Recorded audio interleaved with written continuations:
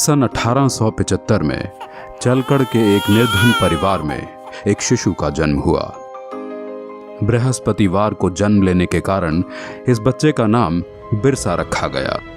किसे पता था कि एक दिन ये बालक जंगलों में रहने वाले हिंदू समाज को उनके गौरव की याद दिलाने वाला बिरसा मुंडा बनेगा।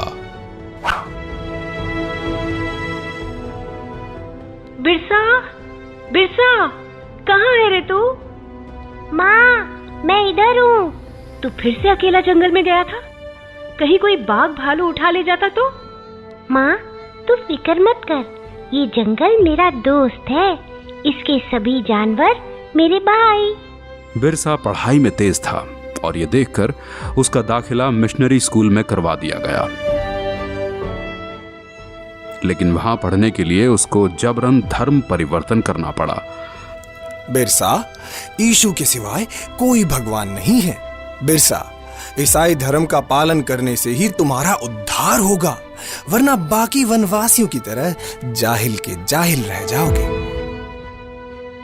जैसे जैसे बिरसा बड़ा होने लगा, वो अंग्रेजों के अत्याचारों से परिचित हुआ और समझ गया कि अंग्रेज उनसे उनके जंगल छीनना चाहते हैं और ईसाई पादरी जंगल में रहने वाले सभी हिंदुओं को ईसाई बनाना चाहते हैं।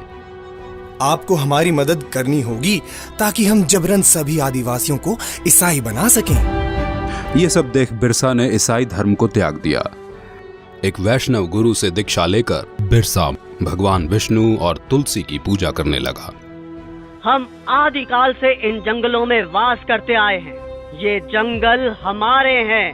धर्म परिवर्तित करके अंग्रेज हमसे हमारे जंगल नहीं छीन सकते। भाइयों, अंग्रेजों के सामने मत झुको, आत्मसम्मान के लिए खड़े हो। बिरसा के अनुयायी गांव-गांव में जाकर बिरसा की इस शिक्षा का प्रचार करने लगे। उसके कहने से वनवासियों ने अंग्रेजों को लगान देना बंद कर दिया। ये सब देख अंग्रेजी हुकूमत तिलमिला गई और उन्होंने बगावत भड़काने के जुर्म के लिए बिरसा को 2.5 साल की कठोर कारावास की सजा सुनाई। लेकिन बिरसा का आंदोलन अब रुकने वाला नहीं था। न वनवासियों ने लगान दिया, न बेगारी की। बिरसा के छूटने पर सारे वनवासी उसके गांव में इकट्ठा हो गए। बिरसा की क्रांति की पुकार से सिंह भूमि, चाईबासा और रांची के जंगल गूंज उठे। अब वक्त आ गया है जब हम अपनी जमीनें अंग्रेजों से वापस लेंगे और एक नए सतयुग का आरंभ होगा। हम इस धरती के पुत्र हैं और यहाँ हमारा राज होगा।